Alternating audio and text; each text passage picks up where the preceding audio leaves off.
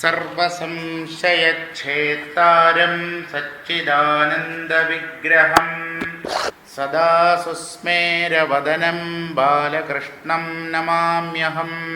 എല്ലാവർക്കും എൻ്റെ വിനീതമായ പ്രണാമം. 26-ാമത്തെ ശീർഷകമായ ആത്മാവിനെ മറയ്ക്കുന്നു എന്ന ഭാഗമാണ് വായിക്കേണ്ടത്. ഇന്ന് നോക്കാം. തന്നെത്താനറിയുന്ന ദാരുവാനവനീശൻ, പിന്നെയില്ലവനൊരു ജന്മവും ദുഃഖങ്ങളും, ഇക്കണാകുന്ന ശരീരവും പ്രപഞ്ചമതും, ദുഃഖവും സുഖങ്ങളും സകലേന്ദ്രിയങ്ങളും, മിത്രവും അമിത്രവും പുത്രരും ധനങ്ങളും, ഭൃത്യരും സ്ഥാനങ്ങളും മറ്റുമോരൊന്നിങ്ങനെ ഉൾത്തളീരിങ്കൽ തോന്നിയിടുന്നതൊക്കെയും മായാ കൽപ്പിതമതു നിത്യമല്ല സത്യവുമല്ല. സത്യമാകുന്നതാത്മാവാനന്ദാത്മകൻ പരൻ, നിത്യനവ്യയൻ നിഖിലാധാരൻ നിരാധാരൻ. ആദ്യമായി ഈശ്വരൻ ആര്, ഈശ്വരന്റെ സ്വരൂപം എന്ത്, ഇതാണ് വിശദീകരിക്കുന്നത്. തന്നെത്താൻ അറിയുന്നത് ആരുവാൻ. ആരാണ് തന്നെത്താൻ അറിയുന്നത്? താൻ ബോധമാണ് എന്ന അറിവ് ആർക്കാണ്? ജീവന്മാർക്കല്ല.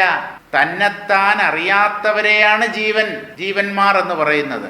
അപ്പൊ ഈശ്വരനോ തന്നെത്താൻ അറിയുന്നവൻ.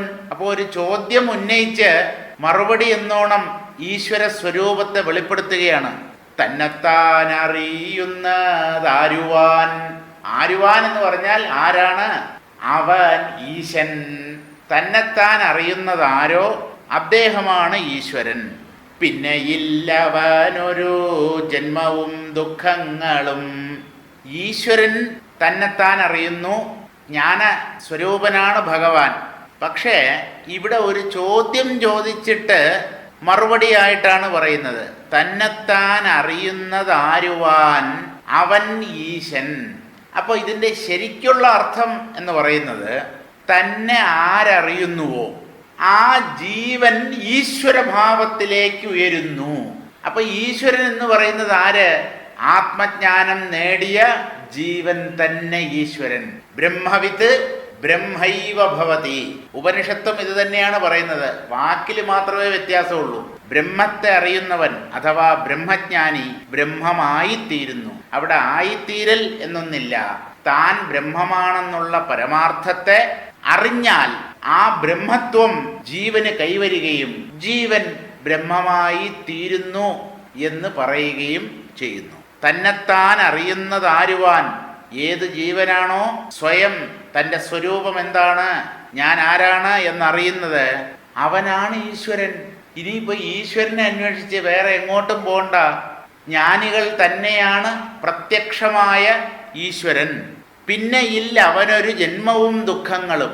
തന്നെത്താൻ അറിഞ്ഞു കഴിഞ്ഞാൽ പിന്നെ അവന് ജന്മവും ജീവിത ദുഃഖങ്ങളും അവസാനം മരണവും ഒന്നും തന്നെ ഇല്ല.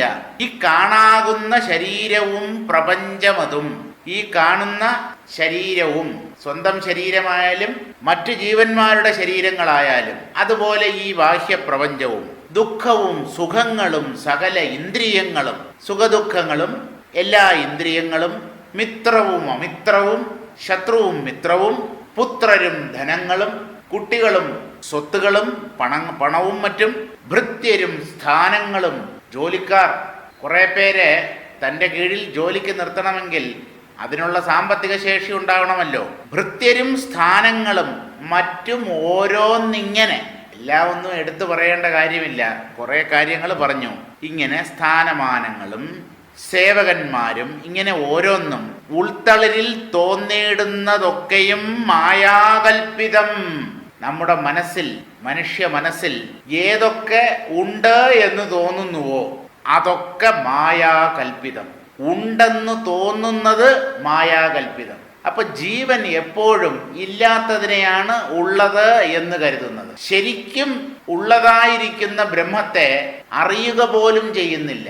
ശാസ്ത്രങ്ങൾ ഉദ്ബോധിപ്പിച്ചാലും അത് ബുദ്ധിക്ക് പിടികിട്ടുന്നുമില്ല. എന്തായാലും ഇല്ലാത്തതിനെയാണ് നമ്മൾ ഉള്ളത് എന്ന് കരുതുന്നത്. ഈ സ്വഭാവമാണ് മായ. മായയിൽ നാം പെട്ടിരിക്കുന്നു എന്നുള്ളതിൻ്റെ ലക്ഷണം എന്താണ്? നമ്മൾ ഉണ്ട് എന്ന് കരുതുന്നതൊക്കെ വാസ്തവത്തിൽ ഇല്ലാത്തതാണ്. ഉൾത്തളിരിങ്കൽ തോന്നിയിടുന്നതൊക്കെയും മായാകൽപ്പിതം. അത് നിത്യമല്ല, സത്യവുമല്ല. നിത്യം നാശമില്ലാത്തത്, സത്യം ഉള്ളത്. പ്രപഞ്ചം ഉള്ളതായിട്ടാണല്ലോ അനുഭവപ്പെടുന്നത്. പക്ഷെ അതിനൊരു ശാശ്വത സ്ഥിതി ഇല്ലല്ലോ. ഇപ്പൊ ഉണ്ടെന്ന് പറയുന്ന എല്ലാം തന്നെ ഭാവിയിൽ എപ്പോഴെങ്കിലും ഇല്ലാതായി പോകുമല്ലോ. അതുകൊണ്ട് ഈ പ്രപഞ്ചത്തിന് നിത്യത്വവും സത്യത്വവും ഇല്ല. അപ്പോ സത്യം എന്താണ്? ആരാണ് നിത്യൻ? സത്യമാകുന്നതാത്മാവാനന്ദാത്മകൻ പരൻ. ആ പരൻ, എല്ലാറ്റിനും അപ്പുറത്ത് കടന്നു നിൽക്കുന്നവൻ, എല്ലാറ്റിനെയും അതിക്രമിച്ചു നിൽക്കുന്നവൻ, പ്രപഞ്ചാതീതനായി നിൽക്കുന്ന ആത്മാവ്, അത് ആനന്ദസ്വരൂപമാണ്. അതുമാത്രമാണ് സത്യം. ഈശ്വരൻ മാത്രമാണ് സത്യം. ഈശ്വര സൃഷ്ടമായ പ്രപഞ്ചവും അതിൽ ജീവിക്കുന്ന നമ്മളും ഇവിടെ കാണപ്പെടുന്ന കാഴ്ചകളും എല്ലാം തന്നെ നിത്യമല്ല, സത്യവുമല്ല. എന്ന് പറഞ്ഞാൽ മിഥ്യ എന്നർത്ഥം. ഉള്ളതുപോലെ തോന്നുകയും പിന്നീട് ഇല്ലാതാവുകയും ചെയ്യുന്നതിനെയാണ് ഭ്രമം അല്ലെങ്കിൽ മിഥ്യ എന്ന് പറയുന്നത്. ഉണ്ട് എന്ന് നമുക്ക് ഇപ്പൊ തോന്നും, പക്ഷെ അത് നിത്യമല്ല. ഉള്ളതായിരിക്കുകയും നശിക്കാത്തതായിരിക്കുകയും ചെയ്യുന്നതാണ് ആത്മാവ്. ആ ആത്മാവ് ഈശ്വരൻ തന്നെയാണ്. ആത്മാവെന്ന് പറഞ്ഞാൽ എന്താ? ബ്രഹ്മമെന്ന് പറഞ്ഞാൽ എന്താ? ഈശ്വരൻ എന്ന് പറഞ്ഞാൽ എന്താ? ഭഗവാൻ എന്ന് പറഞ്ഞാൽ എന്താ? ഒരേ തത്വം, ഒരേ സത്യം. ആ പരമാത്മാവ് നിത്യൻ, എന്നും നിലനിൽക്കുന്നവനാണ്, അവ്യയൻ.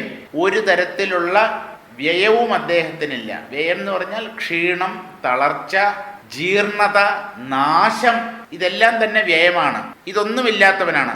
നിഖിലാധാരൻ, നിരാധാരൻ.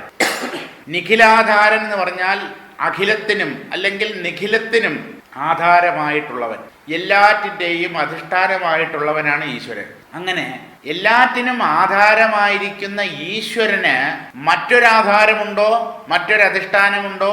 ഈ ഈശ്വരൻ എവിടെയാ നിൽക്കുന്നത്? ഇദ്ദേഹത്തിന്റെ അടിത്തറ എന്താണ്? അധിഷ്ഠാനം എന്താണ്?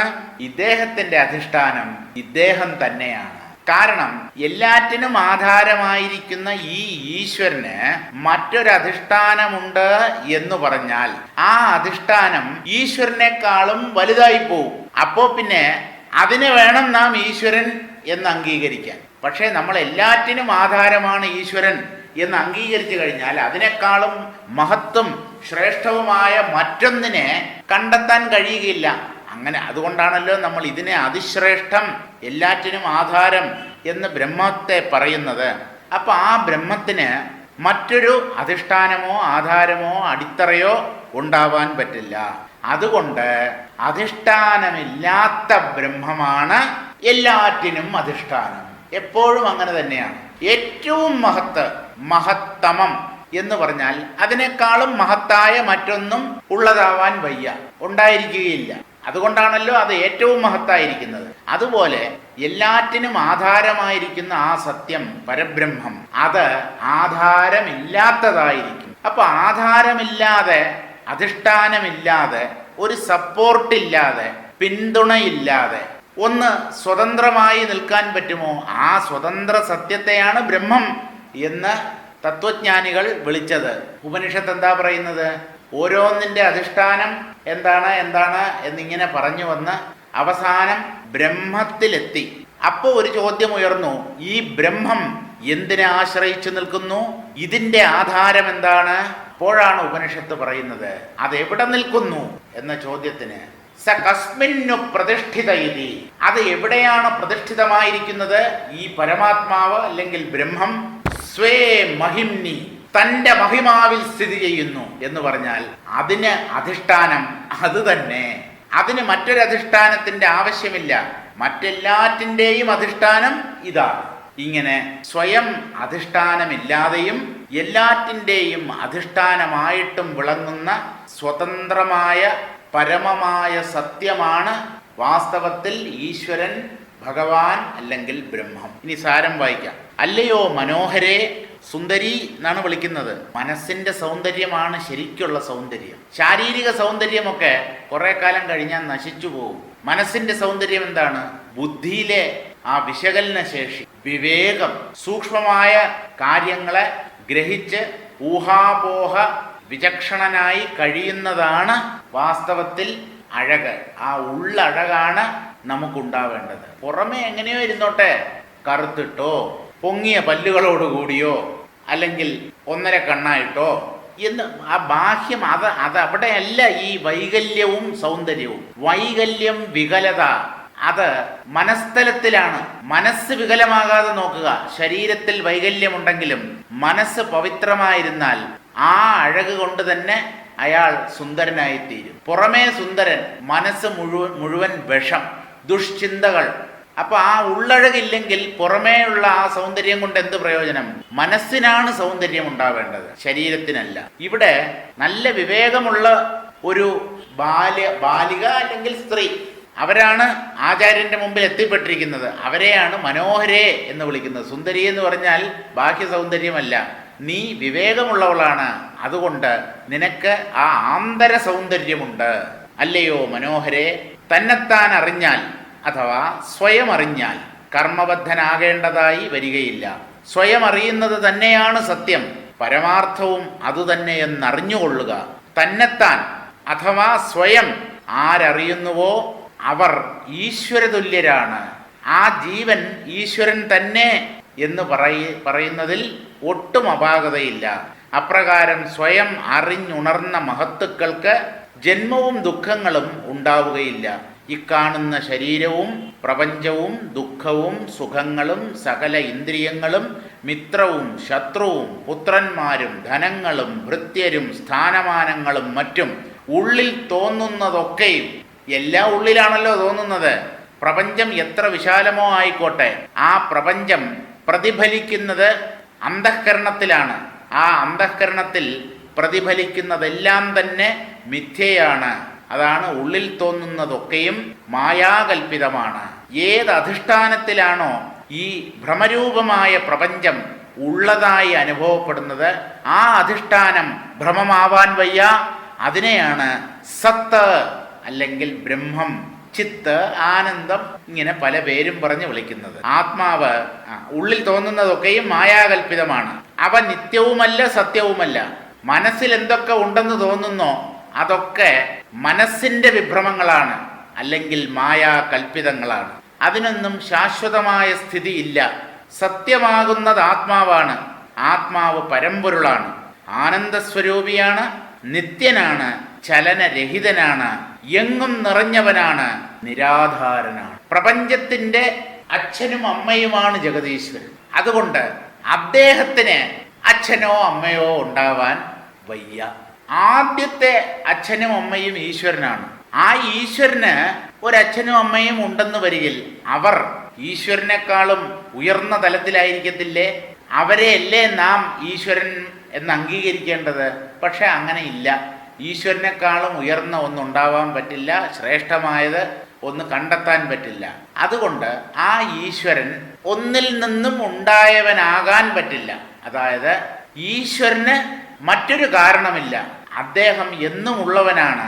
ഇനി അദ്ദേഹത്തിനൊരു കാരണം ഉണ്ട് അല്ലെങ്കിൽ ഉണ്ടോ എന്ന് ചോദിച്ചാൽ ആ കാരണം അദ്ദേഹം തന്നെയാണ് എന്നല്ലാതെ മറ്റൊരു മറുപടി പറയാൻ നിവൃത്തിയില്ല. ഇനി എന്തു പറയുന്നു നോക്കൂ. നിഷ്കളൻ നിരഞ്ജനൻ നിർഗുണൻ നിരാമയൻ മുക്താനാം മുക്തിപ്രദൻ പരമൻ പരമാത്മാ ഉള്ളതൊന്നിതെന്നറിഞ്ഞിടുക മനോഹരേ. തള്ളുക മറ്റുള്ളവ മിഥ്യയെന്നറിഞ്ഞാലും.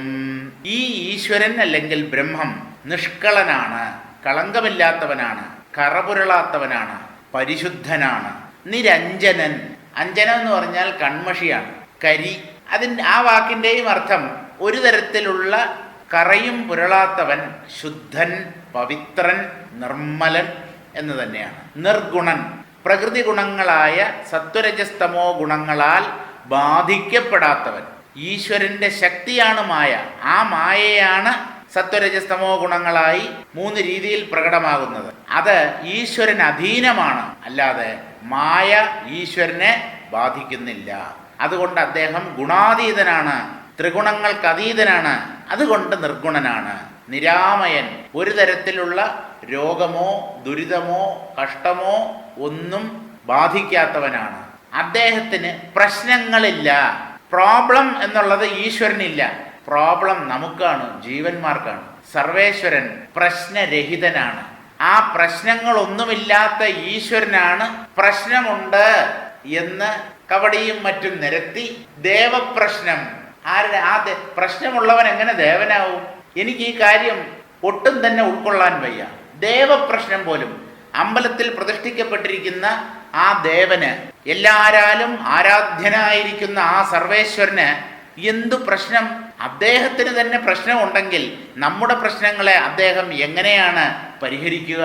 അപ്പോ നിങ്ങൾ സർവേശ്വരൻ എന്ന് അംഗീകരിക്കുകയും അതോടൊപ്പം ആ ദേവന് പ്രശ്നമുണ്ട് എന്ന് പറയുകയും ആ പ്രശ്നത്തെ അനേകം പ്രശ്നങ്ങളുടെ നടുക്ക് വട്ടം തിരിയുന്ന മനുഷ്യൻ തീർത്തു വയ്ക്കുകയും, എങ്ങനെ? പൂജകളും മറ്റു പ്രയോഗങ്ങളും ഒക്കെ ചെയ്ത് പ്രശ്നങ്ങളില്ലാത്ത സർവേശ്വരന്റെ പ്രശ്നങ്ങളെ മനുഷ്യൻ തീർത്തു വയ്ക്കുകയോ അതിന് പരിഹാരം കണ്ടെത്തുകയോ എന്തൊരു അബദ്ധമാണ്! പക്ഷേ പല സ്ഥലങ്ങളിൽ ഇത് നടക്കുന്നുണ്ട്. അടുത്ത അജ്ഞതയാണ്. പ്രശ്നങ്ങളില്ലാത്തവനാണ് ഈശ്വരൻ, അദ്ദേഹമാണ് ദേവൻ. പ്രശ്നങ്ങളില്ലാത്തവന് മാത്രമേ നമ്മുടെ പ്രശ്നങ്ങളെ പരിഹരിക്കാൻ പറ്റൂ. ഡോക്ടർ തന്നെ രോഗങ്ങൾക്കടിമയാണെങ്കിൽ ആ രോഗിയായ ഡോക്ടർ മറ്റുള്ള രോഗികളുടെ രോഗങ്ങളെ എങ്ങനെ ഇല്ലായ്മ ചെയ്യും? അപ്പോൾ ഭഗവാന് പ്രശ്നങ്ങളൊന്നുമില്ല എന്ന് മനസ്സിലാക്കുക. അതാണ് നിരാമയൻ എന്ന് പറഞ്ഞിരിക്കുന്നത്. മുക്താനാം മുക്തിപ്രദൻ, മോക്ഷം നേടിയ ജീവന്മാർക്കൊക്കെ മോക്ഷം നൽകിയിട്ടുള്ളത് ഈ ഈശ്വരനാണ്. മോചനം നൽകാൻ കഴിവുള്ളവനാണ് ഈ സർവേശ്വരൻ. അദ്ദേഹത്തിന്റെ സ്വരൂപം തന്നെ മുക്തിയാണ്, പരമാനന്ദമാണ് അദ്ദേഹത്തിന്റെ സ്വരൂപം. ആ ആനന്ദ സ്വരൂപനെ ഭജിച്ച് നമസ്കരിച്ച് ആരാധിച്ച് നമ്മളും ആനന്ദം അനുഭവിക്കുന്നു. അപ്പോ സ്വയം മുക്തമല്ലാത്ത ഒന്ന് നമ്മെ മുക്തരാക്കുകയില്ല. സ്വയം ആനന്ദ സ്വരൂപം അല്ലാതെ ഇരിക്കുന്നത്, അല്ലെങ്കിൽ മറ്റു പലതരത്തിലുള്ള പ്രശ്നങ്ങളും ഉള്ള ഒന്ന് നമ്മുടെ പ്രശ്നങ്ങളെ തീർത്തു വയ്ക്കുകയില്ല. അപ്പോൾ മുക്തരായവർക്കെല്ലാം മോക്ഷം നൽകിയിട്ടുള്ളവനാണ് പരമൻ, പരമാത്മാ, ശ്രേഷ്ഠൻ. ഇദ്ദേഹത്തെക്കാളും വലിയ ഒരാളില്ല. പരമാത്മാവാണ് അദ്ദേഹം. പ്രപഞ്ചത്തിന്റെ സൃഷ്ടിസ്ഥിതി സംഹാരങ്ങൾക്ക് കാരണഭൂതനായിരിക്കുന്ന സർവേശ്വരനാണ്. അതുകൊണ്ടാണ് അദ്ദേഹം ആരാധ്യനായിരിക്കുന്നത്. ഉള്ളതൊന്ന് ഇതെന്നറിഞ്ഞിടുക മനോഹരേ. അല്ലയോ സുന്ദരി, യഥാർത്ഥത്തിൽ ഇവിടെ ഉള്ളത് ഈ ഈശ്വരതത്വം മാത്രമാണ്. ഇത് മാത്രമാണ് ഇവിടെ യഥാർത്ഥത്തിൽ ഉള്ളത്, നിലനിൽക്കുന്നത്, നശിക്കാത്തത്. ഉള്ളതൊന്ന് ഇത് എന്നറിഞ്ഞിടുക മനോഹരേ. തള്ളുക മറ്റുള്ളവ. മലയാളത്തിലെ തള്ളലല്ല കേട്ടോ, നമ്മൾ മലയാളത്തിൽ പറയാറുണ്ട് തള്ളൽ. അവൻ ഭയങ്കര തള്ളാണ്. തള്ളെന്ന് പറഞ്ഞാൽ ഇല്ലാത്തതും കൊല്ലാത്തതും ഒക്കെ വെറുതെ ഉണ്ടാക്കി പെരിപ്പിച്ച് പറയുന്നവനെയാണ് തള്ളുക. ഓ, അവന്റെ തള്ളല് കേൾക്കാൻ എന്നെ കിട്ടില്ല. ഓ, അങ്ങേരുടെ അടുത്ത് സംസാരിക്കാതെ ഇരിക്കുകയാണ് നല്ലത്. ഭയങ്കര തള്ളലാണ്. ആ തള്ളലല്ല. തള്ളുക എന്ന് പറഞ്ഞാൽ തള്ളിക്കളയുക, ഉപേക്ഷിക്കുക. തള്ളുക മറ്റുള്ളവ. ഈ ഈശ്വരൻ അല്ലാതെ, ചൈതന്യ സ്വരൂപനായിരിക്കുന്ന ആ ഭഗവാൻ അല്ലാതെ ഈ പ്രപഞ്ചത്തിൽ കാണപ്പെടുന്ന ജഡദൃശ്യങ്ങൾ, ജഡപദാർത്ഥങ്ങളെ തള്ളിക്കളയുക. എങ്ങനെയാ തള്ളിക്കളയുക? ജഡപദാർത്ഥങ്ങളെ കൈകാര്യം ചെയ്യാതെ നമുക്ക് ഈ ലോകത്ത് ജീവിക്കാൻ വയ്യ. അപ്പോൾ ഈ ജഡദൃശ്യങ്ങളെ തള്ളിക്കളയുക എന്നതുകൊണ്ട് എന്താ ഉദ്ദേശിക്കുന്നത്? അവയ്ക്ക് സ്വതന്ത്രമായ നിലനിൽപ്പില്ല. നാമരൂപങ്ങൾ കള്ളം. അവയ്ക്ക് ഉണ്മ നൽകുന്നത് ഈ സത്യസ്വരൂപനായ ഭഗവാനാണ്.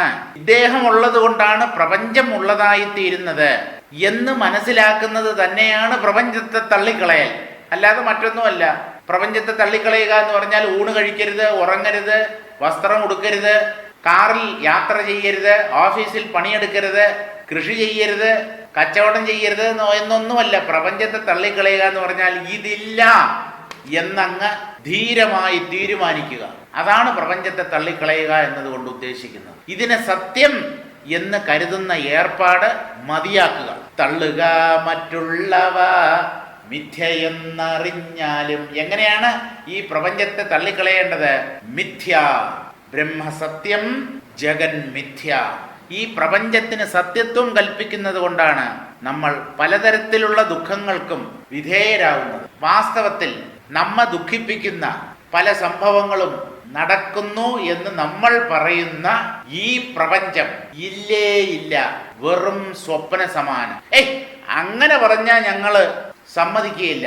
ഉക്രൈനിലേക്ക് റഷ്യൻ സൈന്യം, റഷ്യൻ ടാങ്കുകൾ, പീരങ്കികൾ, ഭടന്മാർ എല്ലാം നീങ്ങിക്കൊണ്ടിരിക്കുകയാണ്. അമേരിക്ക മുന്നറിയിപ്പ് നൽകിയിട്ടുണ്ട്, ഇനി അങ്ങോട്ട് കടന്നാൽ ഞങ്ങൾ ഇടപെടും, മൊട കണ്ടാൽ ഇടപെടും എന്ന് അമേരിക്കയും അതുപോലെ യൂറോപ്യൻ യൂണിയൻ രാഷ്ട്രങ്ങളുമെല്ലാം മുന്നറിയിപ്പ് നൽകിയിട്ടുണ്ട്. ലോകം യുദ്ധഭീതിയിലാണ്, ഒരു മൂന്നാം ലോക മഹായുദ്ധത്തിന്റെ വക്കിലാണ് നാം എന്നൊക്കെ വാർത്താ ചാനലുകളിൽ വാർത്തകൾ പ്രത്യക്ഷപ്പെട്ടുകൊണ്ടിരിക്കുകയാണ്. ഇങ്ങനെയുള്ള ഒന്നിനെയാണോ മിഥ്യ എന്ന് തള്ളിക്കളയേണ്ടത്? അതെ അതെ അതെ, 1000 വട്ടം അതെ. ഇതാണ് വേദാന്തത്തിന് പറയാനുള്ളത്. ഈ ലോകവും പരലോകവും ഒരു ലോകവും വാസ്തവമല്ല, ഒക്കെ മായ, ഇല്ല, ഒന്നുമില്ല എന്ന് പഠിപ്പിച്ച വ്യക്തിയാണ് ബാലകൃഷ്ണൻ നായർ സാർ. ഒന്നുമില്ല എന്ന് പറഞ്ഞാൽ ഒന്നുമില്ല എന്നല്ല, ഒന്ന് മാത്രമേ ഉള്ളൂ. ആ ഒന്നൊഴികെ മറ്റൊന്നും തന്നെ ഇവിടെ ഇല്ല. ആ ഒന്നിന്റെ പേരാണ് ബ്രഹ്മം, ഈശ്വരൻ, ഭഗവാൻ. എന്ത് പേര് പറഞ്ഞു വിളിച്ചാലും വിരോധമില്ല. തള്ളുക മറ്റുള്ളവ മിഥ്യയെന്ന് അറിഞ്ഞാലും. മിഥ്യാഭൂതമായുള്ള കാര്യമിനിയുങ്കൾ ഉത്തമേ നിനക്കാത്മ തത്വത്തെ ബോധിപ്പാനായി സത്വാദി ഗുണത്രയം വ്യക്തമായി രജോ ഗുണയുക്തമായി ബ്രഹ്മ വിരാട്ടിങ്കലുണ്ടായി വന്നു. ഇതേ ഈശ്വരൻ തന്നെ 3 തരത്തിൽ പ്രകടമാകുന്നു എന്ന് പറഞ്ഞാൽ സൃഷ്ടി സ്ഥിതി സംഹാരങ്ങളോട് കൂടിയതാണല്ലോ ഈ പ്രപഞ്ചം. അപ്പൊ ആ ഓരോന്നിനും ഓരോ അധിപതി. അങ്ങനെ ഒരേ ഈശ്വരൻ 3 വേഷങ്ങളിൽ അഭിനയിക്കുന്നു. Triple role. അതെന്താണ്? ഗുണങ്ങൾ 3 ഈ ഗുണകാര്യങ്ങളാണ്. ഓരോ ഗുണത്തിനും ഓരോ കാര്യമാണ്. സൃഷ്ടി രജോ ഗുണം, രക്ഷ തമോ ഗുണം, സംഹാരം അല്ലെങ്കിൽ വിലയം, അല്ല അതാണ് തമോ ഗുണം. സൃഷ്ടി രജോ ഗുണം, രക്ഷ സത്വഗുണം, സംഹാരം അല്ലെങ്കിൽ വിലയം തമോ ഗുണം. ഈ ഓരോ ഗുണത്തിനെയും ആശ്രയിച്ച് ജീവന് ഓരോ പേര് നൽകപ്പെടുന്നു. ബ്രഹ്മ, വിഷ്ണു, മഹേശ്വരന്മാർ. മിഥ്യാഭൂതമായുള്ള കാര്യം ഇനിയും കേൾ ഉത്തമേ, അല്ലയോ ഉത്തമയായ സ്ത്രീരത്നമേ, മിഥ്യയായിട്ടുള്ളതിന്റെ കാര്യം പറയാം. ഇതുവരെ സത്യത്തെ, ഈശ്വര തത്വത്തെ കുറിച്ചാണ് പറഞ്ഞത്. അതൊഴികെ മറ്റുള്ളതെല്ലാം മിഥ്യയാണ് എന്ന് നീ അറിഞ്ഞാലും എന്ന് പറഞ്ഞിട്ട് ഇനി മിഥ്യയെക്കുറിച്ച് പറയാം. എന്തിനാണ്? മിഥ്യയെ സത്യമെന്ന് കരുതി ജീവിക്കുന്നവരാണല്ലോ ഈ മനുഷ്യർ. അതുകൊണ്ട് മിഥ്യയെ മിഥ്യ എന്ന് തന്നെ മനസ്സിലാക്കി തരികയാണ്. മിഥ്യാഭൂതമായുള്ള കാര്യം ഇനിയും കേൾ ഉത്തമേ, നിനക്ക് ആത്മതത്വത്തെ ബോധിപ്പാനായി. മിഥ്യയെ എന്തിനാണ് വിവരിക്കുന്നത് എന്ന് ചോദിച്ചാൽ സത്യമായതിനെ പറഞ്ഞ് മനസ്സിലാക്കാൻ. കയറിനെ സർപ്പമായി തെറ്റിദ്ധരിക്കുന്ന ഒരാളോട് നീ കാണുന്ന കയറ് നീ കാണുന്ന സർപ്പം കള്ളമാണ് എന്ന് ബോധിപ്പിച്ചിട്ടാണ് കയറാകുന്ന ഉണ്മയെ മനസ്സിലാക്കി കൊടുക്കുന്നത്. അതുപോലെ ഈ പ്രപഞ്ചത്തെ സത്യമെന്ന് കരുതി ഭ്രമിച്ചിരിക്കുന്ന നമുക്ക് ഇത് മിഥ്യയാണ് എന്ന് പറഞ്ഞതിന് ശേഷം ആത്മതത്വത്തെ വെളിപ്പെടുത്തി തരുന്നു, അല്ലെങ്കിൽ വിവരിച്ചു തരുന്നു. അപ്പോൾ ഇതിൻ്റെ എല്ലാം പുറകിലുള്ള ഏക ഉദ്ദേശ്യം ബ്രഹ്മത്തെ നമുക്ക് മനസ്സിലാക്കി തരിക എന്നുള്ളതാണ്. നിനക്ക് ആത്മതത്വത്തെ ബോധിപ്പാനായി സത്വാദി ഗുണത്രയം വ്യക്തമായി രജോ ഗുണയുക്തമായി ബ്രഹ്മ വിരാട്ടിങ്കൽ ഉണ്ടായി വന്നു. അതിനുവേണ്ടി എന്ത് സമ്പ്രദായമാണ് ഇവിടെ ആചാര്യന്മാർ അംഗീകരിക്കുന്നത് എന്ന് ചോദിച്ചാൽ, മായയിൽ 3 അംശമുണ്ട്. ത്രിഗുണങ്ങളുടെ സമാഹാരമാണ് മായ എന്ന് പറഞ്ഞു. സത്വാദി ഗുണത്രയം, അതാണ് സത്വം രജസ് തമസ് എന്നീ 3 ഗുണങ്ങൾ. ഈ 3ഉം ആദ്യം വേർതിരിയാതെ ഇരുന്നു. ഇതെല്ലാം കൂടെ കൂടിക്കുഴഞ്ഞു കിടന്നു. അതിനെയാണ് അവ്യക്തം എന്ന് പറയുന്നത്. അവ്യാകൃതം എന്നും പറയും. ആ അവ്യക്തത്തിൽ നിന്നും ഗുണങ്ങൾ പ്രത്യേകം പ്രത്യേകം വേർതിരിയാൻ തുടങ്ങി. അങ്ങനെ വ്യക്തമായി ഗുണത്രയങ്ങൾ പ്രത്യേകം പ്രത്യേകം ഉള്ളതുപോലെ തോന്നി. അതിൽ രജോ ഗുണയുക്തമായി ബ്രഹ്മ വിരാട്ടിങ്കൽ ഉണ്ടായി വന്നു. ഈ ആദ്യം ഉണ്ടായിരുന്ന ആളല്ല, ആ തത്വമാണ് പരമാത്മാവ് അല്ലെങ്കിൽ പരബ്രഹ്മം. അതിനെ തന്നെയാണ് വിരാട് പുരുഷൻ എന്നും പറയുന്നത്. ആ വിരാട് പുരുഷനിൽ നിന്ന് രജോ ഗുണത്തോടുകൂടെ ചേർന്ന് ബ്രഹ്മാവ് ഉണ്ടായി, പ്രത്യക്ഷപ്പെട്ടു എന്നർത്ഥം. അതായത് വിരാട് പുരുഷൻ തന്നെ രജോ ഗുണവുമായി ചേർന്നതുപോലെ തോന്നി. അപ്പോൾ അദ്ദേഹത്തിന് ബ്രഹ്മാവ് എന്ന പേര് കൽപ്പിക്കപ്പെട്ടു. ഇതിന്റെ അർത്ഥം നമുക്ക് വായിക്കാം. അല്ലയോ ഉത്തമേ, ആത്മാവ് അഥവാ പരമ്പൊരുൾ നിഷ്കളങ്കനാണ്, നിരഞ്ജനനാണ്, നിർഗുണനാണ്. ശരിയായ ആത്മതത്വത്തിന്റെ പൊരുൾ മനസ്സിലാക്കുന്നതിനായി മാനവരാശിയുടെ മിഥ്യാബോധത്തിൽ നിന്ന് പിറവിയെടുത്ത ചില കാര്യങ്ങൾ മനസ്സിലാക്കണമെന്ന് നിഷ്കർഷിക്കുകയും അത് വിശദീകരിക്കാൻ തുടങ്ങുകയും ചെയ്യുകയാണ് ഇവിടെ. എന്തിനാണ് ഈ മായയെ കൊണ്ടുവന്നത്? ബ്രഹ്മം മാത്രമേ ഇവിടെ ഉള്ളൂ എന്ന് പറഞ്ഞങ്ങ് അവസാനിപ്പിച്ചാൽ പോരായിരുന്നോ? അങ്ങനെ അവസാനിപ്പിക്കാൻ പറ്റില്ല. അതുകൊണ്ട് നമുക്ക് വിശേഷിച്ച് പ്രയോജനമൊന്നുമില്ല. നമ്മൾ പലത് കാണുന്നവരാണ്, പലതിൽ മോഹിച്ചു പോയവരാണ്. അതുകൊണ്ട് ഈ ഇല്ലാത്തതിനെയൊക്കെ എങ്ങനെ ഇവയൊക്കെ ഉണ്ടായി എന്നൊക്കെ കുറേയൊക്കെ വർണ്ണിച്ചിട്ട് അവസാനം ഇതൊക്കെ മിഥ്യയാണ് എന്ന് പറഞ്ഞ് മനസ്സിലാക്കി തരും. ഈ സമ്പ്രദായത്തെയാണ് അധ്യാരോപം അപവാദം എന്ന് പറയുന്നത്. ഇല്ലാത്തതിനെ ഉള്ളതെന്ന പോലെ വിചാരിച്ച് വർണ്ണിക്കുന്ന ഏർപ്പാടാണ് അധ്യാരോപം. എന്നിട്ട് അവസാനം അതൊന്നും യഥാർത്ഥത്തിൽ ഇല്ല, ആത്മതത്വം മാത്രമേ ഉള്ളൂ എന്ന് നിരാകരിക്കുന്നതാണ് അപവാദം. മലയാളത്തിലെ അപവാദമല്ല, അപവാദം പറഞ്ഞു വരുത്തി എന്നുള്ള ആ അപവാദമല്ല. ഇല്ലാത്തതിനെ ഉള്ളത് പോലെ അംഗീകരിച്ച് പലതും വിവരിക്കുന്നത് ഏർപ്പാടാണ് അധ്യാരോപം. അവസാനം അതിനെ എല്ലാം നിരാകരിച്ച് ഒരേ ഒരു തത്വം മാത്രമേ ഇവിടെ ഉള്ളൂ എന്ന് മനസ്സിലാക്കി തരുന്നതാണ് അപവാദം. അപ്പോൾ മായാസംബന്ധമില്ലാത്ത ഈ ഈശ്വരൻ നിരാമയനാണ്, അഥവാ ദുഃഖമില്ലാത്തവനാണ്, മുക്തനാണ്, മുക്തിപ്രദനാണ്. അദ്ദേഹം സ്വയം മുക്തനാണ്, നിത്യമുക്തനാണ്. അദ്ദേഹമാണ് ജീവന്മാർക്ക് മോക്ഷം നൽകുന്നവനും. അപ്രകാരമുള്ള പരമാത്മാവിനെ ഉള്ളവണ്ണം അറിഞ്ഞിടുക. മറ്റുള്ളവയെല്ലാം മിഥ്യയാണ്, അവയെ തള്ളിക്കളയുക. നിനക്ക് ആത്മതത്വങ്ങളെ ബോധ്യപ്പെടാൻ മിഥ്യാഭൂതമായുള്ള കാര്യങ്ങളെ ഇനിയും കേട്ടുകൊള്ളുക. സാത്വികം, രാജസം, താമസം എന്നീ 3 ഗുണങ്ങളെ, വാസ്തവത്തിൽ ഗുണങ്ങളുടെ പേര് പറയുമ്പോൾ സത്വം, രജസ്, തമസ്, ഇതാണ് ഗുണങ്ങളുടെ പേരുകൾ. സത്വത്തെ സംബന്ധിച്ചതാണ് സാത്വികം, രജസ്സിനെ സംബന്ധിച്ചത് രാജസം, തമസ്സിനെ സംബന്ധിച്ചത് താമസം. മലയാളത്തിലെ താമസമല്ല, എവിടെ താമസിക്കുന്നു എന്നുള്ളതല്ല. അപ്പോൾ ഗുണങ്ങളുടെ പേര് പറയുമ്പോൾ സത്വം, രജസ്, തമസ് എന്നീ 3 ഗുണങ്ങളെ വ്യക്തമാക്കി രജോ ഗുണയുക്തമാക്കി ബ്രഹ്മാവ് വിരാട് പുരുഷനായ പരമ്പൊരുളിൽ നിന്നും ഉണ്ടായി വന്നു എന്ന് അറിഞ്ഞുകൊള്ളുക. ഇവിടെ നിന്ന് തുടങ്ങുന്നു അധ്യാരോപം. ഇല്ലാത്ത സൃഷ്ടി, ജഗത്ത് മിഥ്യ എന്ന് മനസ്സിലാക്കി തരാനാണ്. പക്ഷേ സൃഷ്ടികർത്താവ് ഉണ്ടായി എന്നാണ് പറയുന്നത്. എന്തിന്? ഈ ജഗത്ത് എവിടെ നിന്ന് വന്നു എന്ന് ഈ ആൾക്കാർ ചോദിക്കുമ്പോൾ ബ്രഹ്മാവ് സൃഷ്ടിച്ചു എന്ന് പറയണമെങ്കിൽ ബ്രഹ്മാവിനെ ഇറക്കുമതി ചെയ്തല്ലേ പറ്റൂ. അപ്പോൾ ഈ വിരാട് പുരുഷനിൽ നിന്ന്, പരമാത്മാവിൽ നിന്ന് രജോ ഗുണത്തോടു കൂടി ചേർന്നവനായ ബ്രഹ്മാവ് ആദ്യമുണ്ടായി. അപ്പോൾ വിഷ്ണുവും ശിവനും ഒക്കെയോ? അതാണ് ഇനി പറയുന്നത്. വിഷ്ണുവും ഹിരണ്യഗർഭാംശമായി സത്വഗുണോത്കൃഷ്ടമായുണ്ടായി രുദ്രൻ താനുമീശ്വരാംശത്താൽ ഉദ്ഭവിച്ചിതു തമോ ഗുണമാശ്രയിച്ചേവം ഉദ്ഭവസ്ഥിതി സംഹാരങ്ങളെ ചെയ്യുവാനായി. ഇങ്ങനെ പ്രപഞ്ചമുണ്ടാകുന്നതറിഞ്ഞാലും പിന്നെ മറ്റാവരണ ശക്തികാര്യം കേൾക്കാം. രജോ ഗുണത്തെ ആശ്രയിച്ച് ബ്രഹ്മദേവൻ ഉണ്ടായി. അപ്പോ വിഷ്ണുവും ഹിരണ്യഗർഭാംശമായി സത്വഗുണോത്കൃഷ്ടമായി ഉണ്ടായി. ഹിരണ്യഗർഭൻ, വിരാട് പുരുഷൻ, ഹിരണ്യഗർഭൻ, ഈശ്വരൻ എന്ന 3 ഭാവങ്ങൾ ആദ്യം ഉണ്ടായിരുന്നു. അതിൽ വിരാട് പുരുഷനിൽ നിന്ന് രജോ ഗുണത്തെ ആശ്രയിച്ച് ബ്രഹ്മദേവൻ ഉണ്ടായി. ഇനി ഹിരണ്യഗർഭനിൽ നിന്ന് സത്വഗുണത്തെ ആശ്രയിച്ച് ഉണ്ടായ തത്വമാണ് വിഷ്ണു തത്വം.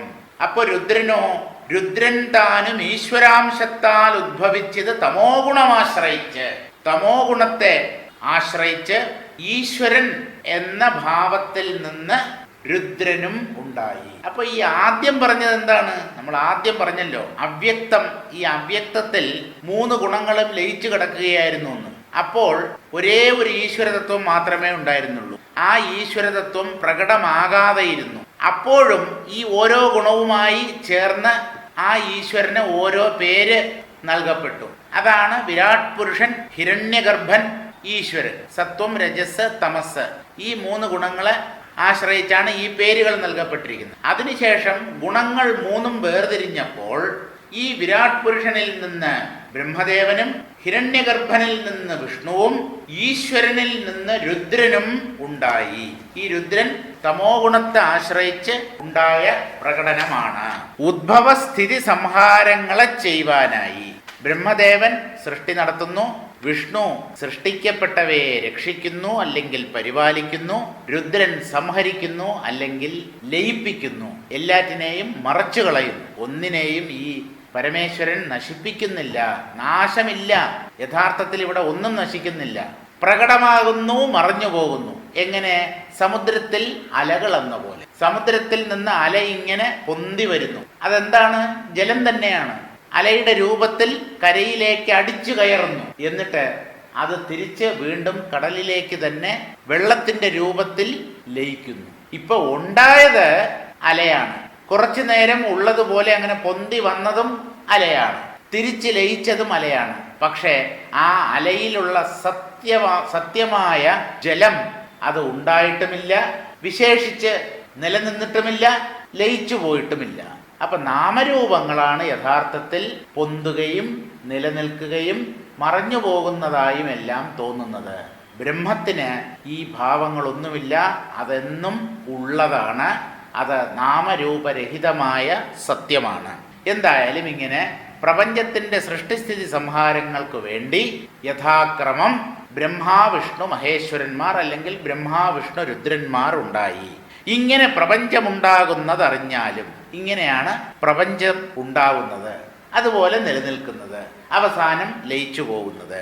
ഇങ്ങനെ ഇത് പറഞ്ഞതിന് ശേഷം പിന്നെ മറ്റാവരണ ശക്തി കാര്യം കേൾക്കാം. ഇതൊക്കെ 2 ശക്തികളുണ്ടെന്ന് പറഞ്ഞല്ലോ, ആവരണശക്തിയും വിക്ഷേപശക്തിയും. വിക്ഷേപശക്തി കാരണമായിട്ടാണ് സൃഷ്ടി. വിക്ഷേപം എന്ന് പറഞ്ഞാൽ അതിൽ പ്രധാനമായി രജസ്, അതോടൊപ്പം തമസ്സും ഉണ്ടാവും. സത്വമാണ് പ്രപഞ്ചം മിഥ്യ എന്ന അറിവ് ഉണ്ടാക്കി തീർക്കുന്നത്. അതുകൊണ്ടാണ് സത്വഗുണത്തെ ആശ്രയിക്കണം എന്ന് പറയുന്നത്. അപ്പോൾ രജസ് തമസ്സുകളുടെ ചേർച്ച കൊണ്ടാണ് സൃഷ്ടി സംഭവിക്കുന്നത്. അതിനെ തന്നെയാണ് വിക്ഷേപശക്തി എന്ന് പറയുന്നത്. ആവരണശക്തി ഈ ഉണ്ടായ നാമരൂപങ്ങളെ മറച്ചു കളയുന്ന ശക്തിയാണ്. നമ്മൾ അതിനെ നാശം, പ്രപഞ്ചത്തിന്റെ നാശം, വസ്തുക്കൾ നശിച്ചു പോകുന്നു അല്ലെങ്കിൽ ഒരു വ്യക്തി മരിച്ചു പോകുന്നു എന്നൊക്കെ പറയുന്നു. അതൊക്കെ മറഞ്ഞു പോകൽ മാത്രമാണ്, നാശമല്ല. മരണം ആത്യന്തികമായ നാശമല്ല. ഈ മരിച്ചുപോയാൽ വേറൊരു സ്ഥലത്ത് പുതിയൊരു ശരീരത്തിൽ പുനർജനിക്കും, അപ്പോൾ വീണ്ടും പ്രകടമാകും. ചുരുക്കം ഇവിടെ പ്രകടമാവുന്നതും മറഞ്ഞു പോകുന്നതും മാത്രമേ ഉള്ളൂ. യഥാർത്ഥത്തിൽ പുതിയതായി എന്തെങ്കിലും സൃഷ്ടിക്കപ്പെടുകയോ നശിപ്പിക്കപ്പെടുകയോ ചെയ്യുന്നില്ല. ഇതിന്റെ സാരം വായിക്കാം. വിഷ്ണു ഹിരണ്യഗർഭനിൽ നിന്നും അഥവാ ബ്രഹ്മാവിൽ നിന്നും സത്വഗുണത്തോടുകൂടി ഉണ്ടായി. രുദ്രൻ ഈശ്വരാംശത്തിൽ ഉദ്ഭവിച്ചു. രുദ്രസൃഷ്ടി തമോ ഗുണത്തെ ആശ്രയിച്ചായതിനാൽ സംഹാരം ചെയ്യുന്നു എന്നും ഇപ്രകാരം പ്രപഞ്ചമുണ്ടാകുമെന്നും അറിഞ്ഞുകൊള്ളുക. തുടർന്ന് മറ്റ് ആവരണ ശക്തികളുടെ കാര്യം വെളിപ്പെടുത്താം. ആവരണശക്തി വേറെയുണ്ട് എന്ന് പറഞ്ഞാൽ ഈ ബ്രഹ്മാവിഷ്ണു മഹേശ്വരന്മാർ മാത്രമല്ലല്ലോ ഈ ലോകത്ത്. അനേകം പദാർത്ഥങ്ങളുണ്ട്, ഗ്രഹനക്ഷത്രാദികളുണ്ട്, പലതരത്തിലുള്ള വസ്തുക്കളുണ്ട്, പഞ്ചഭൂതങ്ങളുണ്ട്.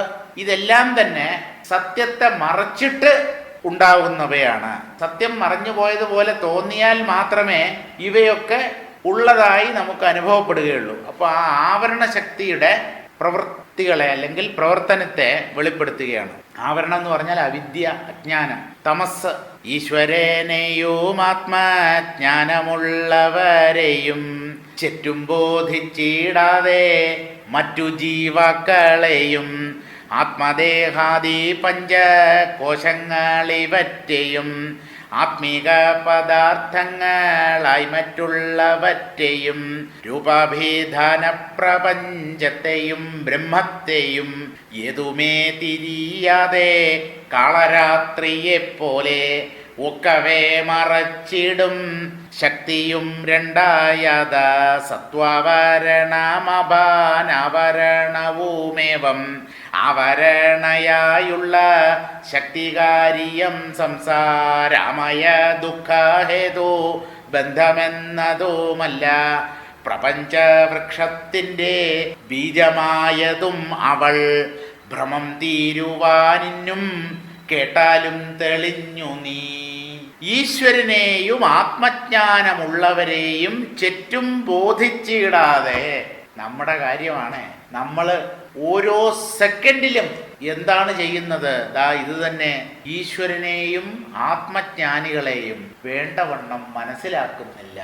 ചുറ്റും ബോധിച്ചിടാതെ എന്ന് പറഞ്ഞാൽ അവരുടെ വാസ്തവികത, അവർ വാസ്തവത്തിൽ ആരാണ്? എന്താണ് ഈ ഈശ്വരതത്വം? ഈ ആത്മജ്ഞാനികൾ എന്ന് പറയുന്നവർ ആരാണ്? അവർ നമ്മെപ്പോലെ വ്യക്തികളാണോ അല്ലെങ്കിൽ മറ്റെന്തെങ്കിലുമാണോ? ഈ കാര്യങ്ങളൊന്നും ബോധിച്ചിടാതെ മറ്റ് ജീവാക്കളെയും, ജീവാക്കൾ എന്ന് പറഞ്ഞാൽ പറഞ്ഞു ജീവന്മാർ, മറ്റു ജീവന്മാരെയും ആത്മദേഹാദി പഞ്ചകോശങ്ങൾ ഇവറ്റെയും, തൻ്റെ ശരീരവും അതുപോലെ പഞ്ചകോശങ്ങളും, അന്നമയ പ്രാണമയ മനോമയ വിജ്ഞാനമയ ആനന്ദമയ കോശങ്ങൾ, ഇവയെയും ആത്മീക പദാർത്ഥങ്ങളായി മറ്റുള്ളവറ്റെയും, പിന്നെ നമ്മുടെ വീട്, കാറ്, ബംഗ്ലാവ്, കുടുംബം, കുട്ടികൾ, ഇതൊക്കെ എൻ്റേതാണ് എന്ന് വിചാരിച്ച് കഴിയുന്ന അവസ്ഥ തന്നെയാണ് അവിദ്യ അല്ലെങ്കിൽ അജ്ഞാനം. ആത്മീക പദാർത്ഥങ്ങളായി മറ്റുള്ളവറ്റെയും, ഇതൊക്കെ തൻ്റേതാണെന്നാണ് വിചാരിക്കുന്നത് നമ്മൾ. മറ്റുള്ളവറ്റെയും രൂപ അഭിധാന പ്രപഞ്ചത്തെയും, അഭിധാനം എന്ന് പറഞ്ഞാൽ നാമം അഥവാ പേര്, രൂപവും പേരും, ഇതാണ് പ്രപഞ്ചം. പ്രപഞ്ചത്തിലുള്ള എന്തിനെ വേണമെങ്കിലും എടുത്ത് വിശകലനം ചെയ്തോളൂ. അതിനൊരു രൂപം, അത് സൂക്ഷ്മമാകാം അല്ലെങ്കിൽ സ്ഥൂലമാകാം, അതിന് നാം നൽകിയിട്ടുള്ള ഒരു പേര്. ഇങ്ങനെ നാമരൂപാത്മകമായ പ്രപഞ്ചത്തെയും ഒന്നിനെയും വേണ്ട പോലെ മനസ്സിലാക്കുന്നില്ല. അതുപോലെ ബ്രഹ്മത്തെ, എന്താണ് ഈ നാമരൂപാത്മകമായ പ്രപഞ്ചം, എന്താണ് ഈ ബ്രഹ്മതത്വം, ഏതുമേ തിരിയാതെ, ഒന്നും അറിഞ്ഞൂടാ, എല്ലാം അറിയാമെന്നുള്ള വിചാരം മാത്രം, അതിനൊട്ട് കുറവുമില്ല. അഹങ്കാരം കൊണ്ട് കുന്തിച്ച് ഞാൻ ബ്രാഹ്മണനാണ്, ഞാൻ ക്ഷത്രിയനാണ്, ഞാൻ വൈശ്യൻ, ശൂദ്രൻ, എല്ലാ വർണ്ണത്തിലുള്ളവർക്കും ഈ അഭിമാനമുണ്ടല്ലോ. ഞാനെന്ന ഭാവം, ഞാൻ ഉയർന്നവൻ, മറ്റേവൻ താഴ്ന്നവൻ, ഉയർന്ന ജാതിക്കാരൻ, താണ ജാതിക്കാരൻ, ഞാൻ കേമൻ, ബാക്കിയുള്ളവന്മാരൊക്കെ പുല്ലന്മാർ. എന്തിനീ ഭേദം? ഒരൊറ്റ ഈശ്വര തത്വമല്ലേ ഇവിടെയുള്ളൂ. മായ കൊണ്ട് അത് പലത് എന്ന പോലെ കാണപ്പെടുന്നു, അത് വാസ്തവമല്ലല്ലോ. എന്നാലും മനുഷ്യന്റെ അഹങ്കാരത്തിന് ഒരു കുറവുമില്ല. എന്താ കാരണം? ഒരു ഇരുട്ട് നമ്മെ മറച്ചു കളഞ്ഞിരിക്കുന്നു, നമ്മുടെ ബുദ്ധിയാകുന്ന കണ്ണിനെ ബാധിച്ചിരിക്കുന്നു. ഒരു തിമിരം, ഏതുമേ തിരിയാതെ കാളരാത്രിയെപ്പോലെ. എന്താണപ്പാ ഇത് കാളരാത്രി? കാളയുടെ രാത്രിയാണോ? ആദ്യ രാത്രി എന്നൊക്കെ നമ്മൾ കേട്ടിട്ടുണ്ട്. എന്താണ് ഈ കാളരാത്രി?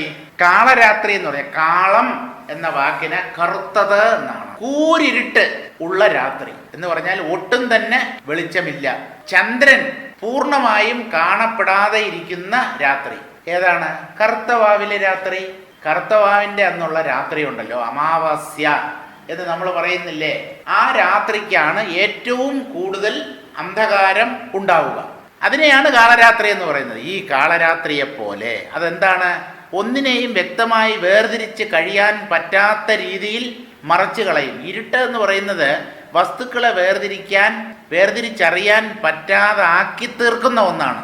ഇരുട്ടിന്റെ പേരെന്താണ്? അന്ധകാരം എന്നാണ്. ആ വാക്കിന്റെ അർത്ഥം എന്തെന്നോ? കുരുടന്മാരാക്കി തീർക്കുന്നത്, അന്ധന്മാരാക്കി തീർക്കുന്നതേതോ അത് അന്ധകാരം എന്ന് പറഞ്ഞാൽ ഇരുട്ട്. കണ്ണുള്ളവരെ പോലും കുരുടന്മാരാക്കി തീർക്കും. കാരണം വെട്ടമില്ലെങ്കിൽ നമുക്കൊന്നും കാണാൻ പറ്റില്ലല്ലോ. അപ്പോൾ നമുക്ക് കണ്ണുണ്ടായാൽ പോരാ, വെളിച്ചവും കൂടെ ഉണ്ടെങ്കിലേ വസ്തുക്കളെ വേർതിരിച്ചറിയാൻ പറ്റൂ. ഇങ്ങനെ നമ്മളെ അന്ധന്മാരാക്കി തീർക്കുന്നതേതോ അതാണ് ഇരുട്ട്. അങ്ങനെയാണ് അന്ധകാരം എന്ന പേര് ഇരുട്ടിനുണ്ടായത്. ഏതുമേ തിരിയാതെ കാളരാത്രിയെപ്പോലെ ഒക്കവേ മറച്ചിടും ശക്തിയും, അതാണ് ഈ ആവരണ ശക്തി എന്ന് പറയുന്നത്. മറച്ചു കളയുന്നത്, ഒന്നിൻ്റെയും സ്വരൂപം നമുക്കറിയാൻ പറ്റാതാക്കി തീർക്കും. അത് രണ്ട് രൂപത്തിൽ, രണ്ട് ഭാവത്തിലാണ് പ്രകടമാവുന്നത്. എന്താണത്? അസത്വ ആവരണം, അഭാന ആവരണം. ആവരണശക്തി രണ്ടായി പിരിയുന്നു. ഒന്ന് അസത്വാവരണം, മറ്റേത് അഭാനാവരണം. എന്താണ് ഈ അസത്വാവരണം? ബ്രഹ്മം എന്നൊന്ന് ഇല്ല എന്ന് നമ്മെ ചിന്തിക്കാൻ പ്രേരിപ്പിക്കുന്ന ആവരണമാണ് അസത്വാവരണം. സദ്വസ്തുവായ ബ്രഹ്മത്തെ ഇല്ല എന്ന്, ഞാനതിനെ ഉണ്ടെന്ന് അംഗീകരിക്കുകയില്ല, വിശ്വസിക്കുകയില്ല ഇങ്ങനെയൊക്കെ ചിന്തിക്കാനും പറയാനും പ്രേരിപ്പിക്കുന്ന ആവരണമാണ് അസത്വാവരണം. അഭാന ആവരണം എന്ന് പറഞ്ഞാൽ ഉണ്ട്, അതിനെ ഞാൻ നിഷേധിക്കുന്നില്ല, പക്ഷേ അത് അനുഭവപ്പെടുന്നില്ല, അല്ലെങ്കിൽ അതിനെ അനുഭവിക്കാൻ പറ്റില്ല. ഇങ്ങനെ ചിന്തിക്കാൻ പ്രേരിപ്പിക്കുന്നതാണ് അഭാനാവരണം. ഇതിനെ കുറച്ചുകൂടെ വ്യക്തമാക്കാം. ബ്രഹ്മനാസ്തി, ബ്രഹ്മം എന്നൊന്നില്ല എന്ന് ചിന്തിക്കാനോ പറയാനോ അല്ലെങ്കിൽ രണ്ടിനുമോ പ്രേരിപ്പിക്കുന്ന ആവരണമാണ് അസത്വാവരണം. അതില്ല എന്ന് തോന്നും. ഇനി അടുത്തത് എന്താണ്? ബ്രഹ്മനാസ്തി എന്ന് പറയാൻ പ്രേരിപ്പിക്കുന്നത് അസത്വാവരണം. ഇനി അഭാനാവരണമോ? ന ഭാതി. ഭാതി എന്ന് പറഞ്ഞാൽ പ്രകാശിക്കുന്നു. ന ഭാതി, പ്രകാശിക്കുന്നില്ല. ബ്രഹ്മം ഉണ്ടാവാം, ഞാൻ ഇല്ല എന്നൊന്നും പറയാൻ ഞാൻ ആളല്ല, പക്ഷേ ഞാൻ ബ്രഹ്മമല്ല. കാരണം ഞാൻ ബ്രഹ്മമാണെന്നുള്ള അറിവ് എനിക്കില്ല. പിന്നെ എങ്ങനെ ഞാൻ ബ്രഹ്മമാണെന്ന് ഞാൻ അംഗീകരിക്കും? അത് പ്രകാശിക്കുന്നില്ല എൻ്റെ ഉള്ളിൽ. ഇങ്ങനെ പറയാനും ചിന്തിക്കാനും പ്രേരിപ്പിക്കുന്ന ആവരണമാണ് അഭാനാവരണം. അസത്വാവരണം അഭാനാവരണവുമേവം ആവരണയായുള്ള ശക്തികാര്യം. അവിടുന്ന് വായിക്കണമല്ലോ അല്ലേ? ഏതുമേ തിരിയാതെ കാളരാത്രിയെപ്പോലെ ഒക്കവേ മറച്ചിടും ശക്തിയും രണ്ടായത് അസത്വാവരണ അഭാനാവരണവുമേവം. അസത്വാവരണവും അഭാനാവരണവും ആവരണയായുള്ള ശക്തികാര്യം സംസാരമയ ദുഃഖഹേതു ബന്ധമെന്നതുമല്ല. പ്രപഞ്ചവൃക്ഷത്തിൻ്റെ ബീജമായതും അവൾ ഭ്രമം തീരുവാനിന്നും കേട്ടാലും തെളിഞ്ഞു നീ. ഇങ്ങനെ ഈ ആവരണശക്തിയുടെ കാര്യം അല്ലെങ്കിൽ ആവരണശക്തിയിൽ നിന്നുണ്ടായതാണ് സംസാരം, പ്രപഞ്ചം. അതൊരു രോഗമാണ്. സംസാരാമയ ദുഃഖഹേതു. നമ്മുടെ ദുഃഖത്തിനെല്ലാം കാരണം ഈ പ്രപഞ്ചമാണ്.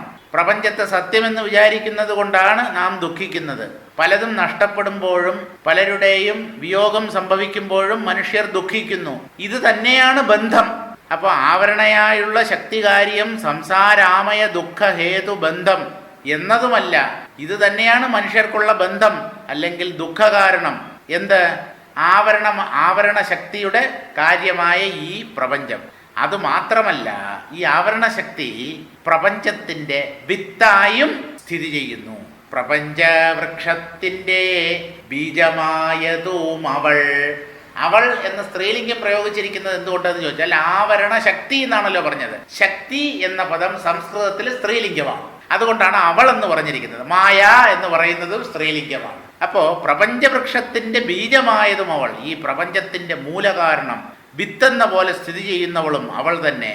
ഭ്രമം തീരുവാൻ, ഈ ഭ്രമത്തിൽ നിന്ന് രക്ഷ നേടാനായി, ഭ്രമത്തിന് അറുതി വരുത്താനായി, ഇന്നും കേട്ടാലും തെളിഞ്ഞു നീ. ഇതിനെ ഇന്നും എന്ന് വായിക്കരുത്. രണ്ടും മലയാളത്തിൽ ഒരുപോലെ തന്നെയാണ് എഴുതുന്നത്. ഇന്നും ഇന്നും. പന്നി എന്ന് എഴുതാൻ ഉപയോഗിക്കുന്ന ആ ഇന്ന ഉണ്ടല്ലോ, അത് തന്നെയാണ് പന്നൽ ചെടി എന്നെഴുതാനും. അപ്പോൾ ആ രണ്ട് നാ ചേർത്ത് എഴുതുമ്പോൾ അതിന് ചില സന്ദർഭത്തിൽ ഇന്ന എന്നും മറ്റു ചില സന്ദർഭങ്ങളിൽ ഇന്ന എന്നും നമ്മുടെ യുക്തം പോലെ നമ്മൾ വായിക്കും. പന്ന, പന്നൽ ചെടി, മിന്നൽ.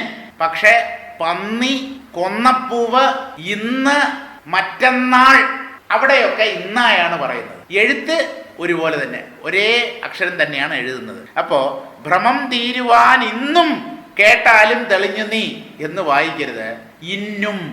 മലയാളത്തിൽ അങ്ങനെ ഇന്നും എന്ന് പറയാറില്ലല്ലോ. അത് തമിഴുമായി ബന്ധപ്പെട്ടതാണ്. ഈ പഴയ മലയാളം എന്ന് പറയുന്നത് തമിഴ് വാക്കുകൾ ധാരാളം ഉൾക്കൊള്ളുന്നതാണ്. ഇന്നും എന്ന് പറഞ്ഞാൽ ഇനിയും എന്നാണ്. ഭ്രമം തീരുവാൻ ഇന്നും കേട്ടാലും, ഇനിയും നീ കേട്ടാലും തെളിഞ്ഞു നീ. ശ്രദ്ധയോടുകൂടെ ഇത് കേൾക്കുന്ന തോറും നിന്റെ മനസ്സ് തെളിഞ്ഞു തെളിഞ്ഞു വരും. ആ മനസ്സിലുള്ള ആവരണമൊക്കെ മാറിക്കിട്ടും. ആവരണം പിച്ചി ചീന്തി എറിയപ്പെടും. തത്വശ്രവണം കൊണ്ട് ഇതാണ് സംഭവിക്കുന്നത് കൂട്ടരെ. നമ്മുടെ ഉള്ളിലുള്ള ആ അജ്ഞാന ആവരണം കീറി മുറിക്കപ്പെടും. അതിനെയൊക്കെ പിച്ചി ചീന്തി ദൂരെ കളയും. എന്ത്? ഈ അറിവിൻ്റെ ആയുധം. അത് എല്ലാ അജ്ഞാനം, അത് എത്ര തന്നെ ശക്തിയുള്ളതായാലും അതിനെയൊക്കെ തകർത്ത് കളയും. ബോംബ് പോലെയാണ്. ജ്ഞാന ബോംബാണ് ഈ അധ്യാത്മശാസ്ത്രം നമ്മുടെ മനസ്സുകളിൽ പൊട്ടിക്കുന്നു. സാരം വായിക്കാം. ഈശ്വരനെയും ആത്മജ്ഞാനമുള്ളവരെയും അല്പം പോലും മനസ്സിലാക്കാതെ മറ്റുള്ള ജീവാത്മാക്കളെയും ആത്മാവ്, ദേഹം തുടങ്ങിയ പഞ്ചകോശങ്ങളെയും, അവിടെ ആത്മാവ് എന്ന് പറഞ്ഞാൽ അഹങ്കാരമാണ് ഉദ്ദേശിക്കുന്നത്, ഞാൻ എന്ന ഭാവം. അത് വാസ്തവത്തിൽ ആത്മാവല്ല, ആത്മാവിൻ്റെ പ്രകടനമാണെങ്കിലും ആ അഹങ്കാരം ആത്മാവിലെ വെറും ഭ്രമമാണ്. അപ്പോൾ ആ അഹങ്കാരത്തെയും ദേഹം തുടങ്ങിയ പഞ്ചകോശങ്ങളെയും, പഞ്ചകോശങ്ങളെ ഞാൻ പറഞ്ഞു കഴിഞ്ഞു, അന്നമയ, പ്രാണമയ, മനോമയ, വിജ്ഞാനമയ, ആനന്ദമയ കോശങ്ങളാണ്.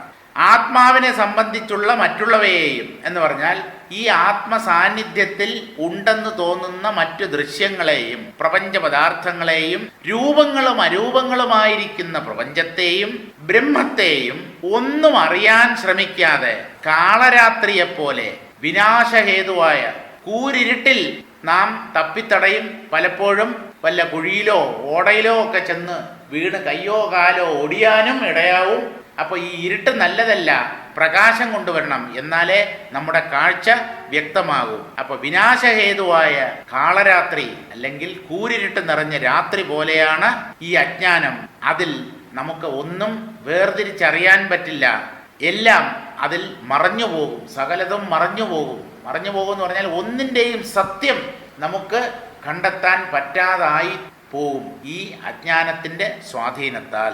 ശക്തമായും അസത്വാവരണവും അതുപോലെ അഭാനാവരണവും രണ്ടും കൂടെ ചേർന്ന ഒരാവരണ ശക്തി. ഒരേ ആവരണ ശക്തിയാണ് രണ്ടായി പിരിയുന്നത്.